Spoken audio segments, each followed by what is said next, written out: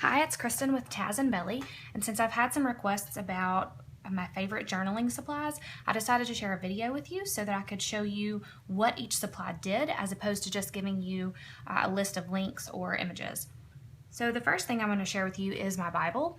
The cover is by the Pokey Rose. She has an Etsy shop and it's great. She has a lot of wonderful products, especially for Bible journaling, Bible covers and pouches and things. And I ordered this a few weeks ago. It just arrived at the end of last week, so I've only been using it for a few days, but so far I really love it. This is just a cotton fabric, and then the spine is sort of a leatherette, and so it's hard to tell, but the spine is gold, and then I did this black and white stripe with the gold dots, and it has a gold and white chevron lining, which is really pretty. I decided on this color scheme mostly because when I open my Bible and take pictures during the week, I wanted the cover to be neutral enough so that it coordinated with whichever page it was that I was sharing. And you'll get to see a few illustrations as we go through. But also, the Bible cover has 3 bookmarks that coordinate with your fabric. So I have a gold dotted one, and then just a black satin one, and of course my favorite, this nice, pretty spangly, sparkly gold glitter. The Bible that I'm using is an ESV one-column journaling Bible by Crossway.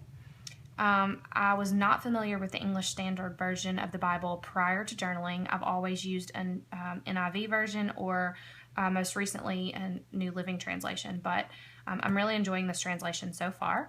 It is different than what I was using, but it's very conversational and I like it a lot so far. I got the single column Bible, which I really like, as a wide column, and there's a 2-inch margin.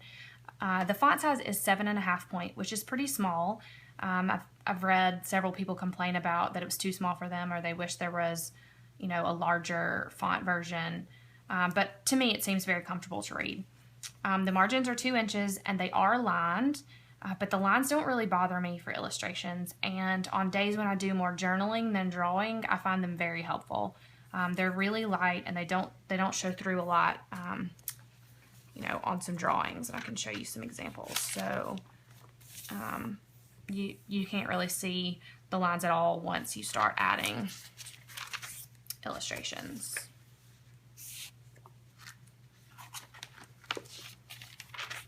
And like for this, for instance, I really like the lines because it sort of helps me get the spacing right. And you can also see that I have quite a few tabs in the top of my Bible. Sometimes I just use things that I have on hand, like this is just a tag from the dollar section at Target, or I make tabs with washi tape. I also have a tab punch, so sometimes I use those. And then I actually have made a few tabs just with some leftover craft paper or envelopes. So, you really can just use what you have. Now, for supplies, you really can start with just, pretty basic supplies like pencils and pens. I've amassed quite a collection, not just from Bible journaling, but just art supplies and crafts in general. So I'm just going to share with you a few of my favorites. The first thing I do is use pencils to help with the spacing and outline what it is I'm going to draw for the day, and I prefer just inexpensive mechanical pencils like these. I got these in the dollar section at Target. I think they were 3 or 4 to a pack for $1, and I probably have 25 or 30 of them, and I just buy replacement lead. I don't typically use the erasers. I like to use these white professional erasers, which are a couple dollars a piece, but well worth the money that you spend. They don't leave nearly as much debris on your page as the erasers on the top of the pencils, and they don't smear or leave any color behind on the page like it would if you were using a colored eraser. I know that everybody has an opinion about pens, and I see a lot of people talking about flares and micron pens, but to me, Staedtler makes the best lettering pen. I started out using this, which is the Tripless Fine Liner. I use these in my Erin Condren Life Planner. I have a colored set and just a black set. And they don't bleed in the planner at all. I really like, the size of the tip. So I started out with these in my Bible, and they're perfect for pages where I'm just writing or maybe adding some colored pencil. But for mixed media, these are not great. They do smear, and with the thin pages of the Bible, they do bleed just a little bit. So I actually prefer these pigment liners by Staedtler. They're very, very similar. The pen itself is shaped more like a micron pen. It's a round barrel instead of this thin. This one's sort of triangular. This is a 6-pack that I got on Amazon for about $15, $16. And it has, I don't know if you can see the numbers, but it has 6 different sizes ranging from 0.05 to 0.8. And so 0.05 is really, really fine. I rarely, if ever, use that. 0.8 is comparable to a fine tip Sharpie. And then the 0.2 and 0.3 are the ones that I probably use the most. The great thing about the pigment liner is they are waterproof, so they're great to use with mixed media. They don't smear with water, and so you can use them with acrylics if you're doing acrylic work in your Bible, or if you're doing watercolors. You don't have to worry about these smearing, and they don't bleed through your Bible. They do show through on the other side, but not nearly enough to discourage me from using them. So definitely favorite pens there.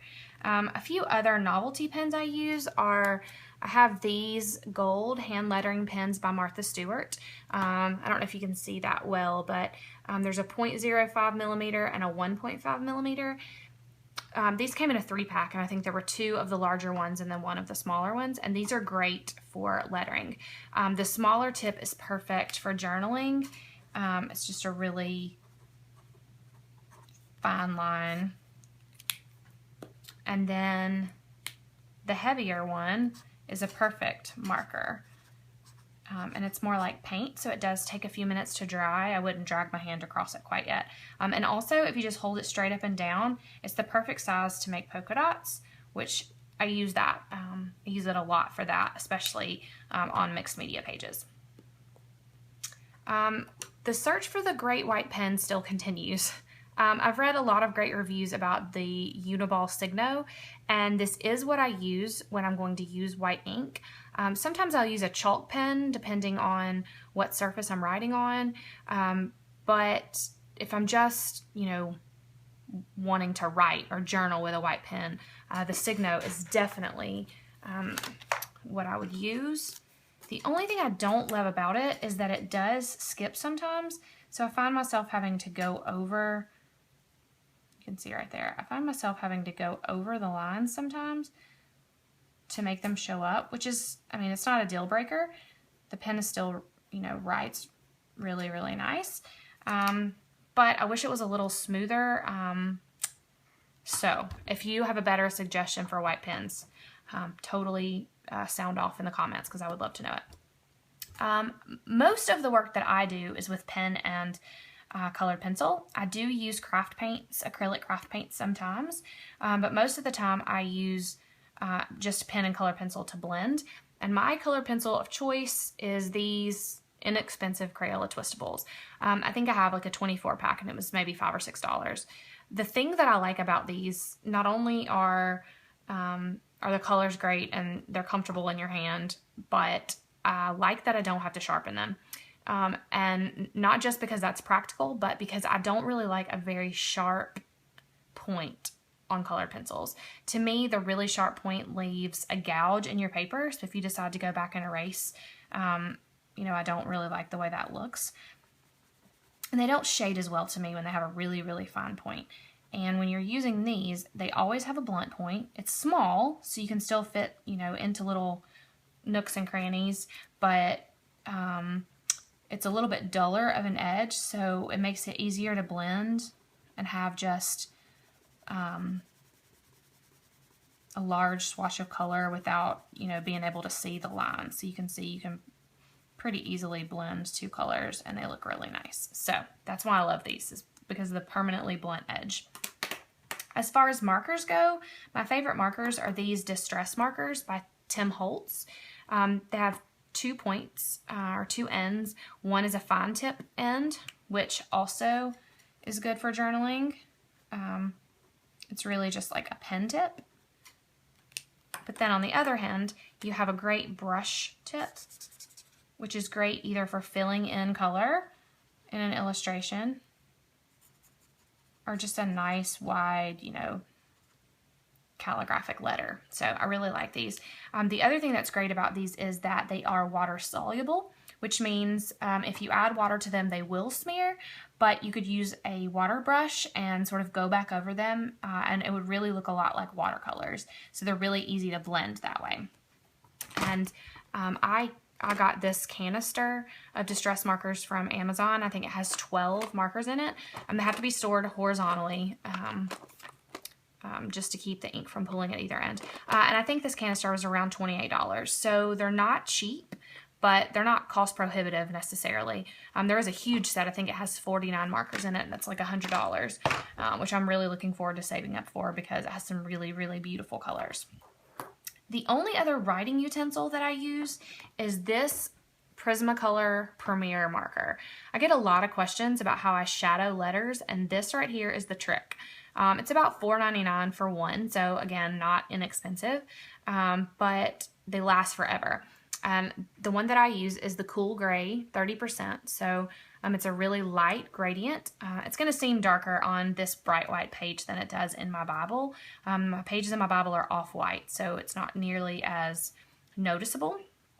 But I tend to use the smaller side for lettering, and I just sort of, you know, lay a little bit of a shadow in on one side of the letters, and it just helps it have a little bit of dimension and looks really, really nice on the finished product. And then the other end is a quite large brush tip, again similar to the distress marker but even bigger, and it has a different feel. It's really rubbery instead of brush feeling, and you can see that it's really light and transparent. So this is perfect for shadows, and comes in a million different colors, so you can use it for all sorts of things. You don't have to just use it for shadows. A couple other supplies that I like to use are a date stamp, which this one is by Dear Lizzie, and in addition to, I can see I had a little one using my stamps today. In addition to the date stamp, there's also just this sort of blank field at the front, which I usually leave blank because the date is normally all that I would stamp, but it has some other graphics, and so you could just turn this lever and change the graphics if you wanted to. And I use this black ink by StazOn. It is also waterproof, and it doesn't bleed, so I've been really, really happy with how it looks. And I usually just sort of hang my stamp off the edge just in case I don't want to get any ink on the blank space. And so that's how I would mark my date in my Bible, and sometimes I would just stamp it until I ran out of ink. I really like the way that looks. And then everybody loves washi tape. These three colors are probably my favorite, although I have quite the collection of washi tapes. And these can be super inexpensive or really expensive depending on, what kind you buy and where you get them. These are by Scotch, and I got them at Target, and it was this 3-pack for I think around $9, so about $3 a roll. And the thing I like about these is it's a pretty thick roll, so it lasts a long time. And to me, it seems like the more you spend on washi tape, the better it is, the more easily repositionable it is. And so these I really like to use in my Bible because if I change my mind about where they need to go, I can easily peel them up and not have to worry about tearing the page. And I'm sure you already know this, but washi tape is very easy to tear. You don't have to worry about cutting it. And I just like the little bit of a graphic edge it might add to the edge of your paper. Sometimes you can find washi tape at Walmart or at the Dollar Tree or Dollar General, usually for like $1 a roll.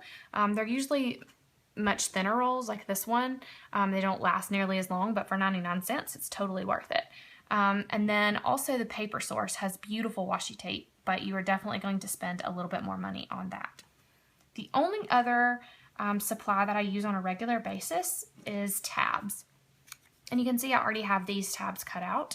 And I used a punch for these that looks like this. And this punch actually I got at Michael's. And I think it was about $15 or $16, but I bought it when scrapbooking supplies were 50% off. So it was less than $10. I don't know, maybe like $7 or $8.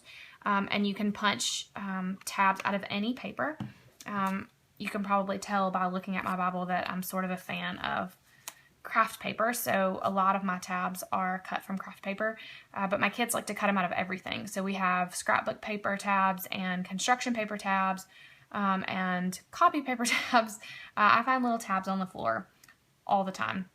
But if you don't feel like investing in a punch, you certainly can cut these out yourself, or this was a craft paper sticker which you could fold over at the top of a page and it would look really nice as a flag. So there's all kinds of ways to tab your Bible without spending a lot of money. So those are the things that I use most almost every day. And I'm going to link to all of these at the bottom with photographs, I think, so that it's easier for you to find them. But if you have any questions about technique or any other supplies that you've seen, in pictures that I've posted before, please comment below and let me know, and I will do my very best to answer your questions. Thanks.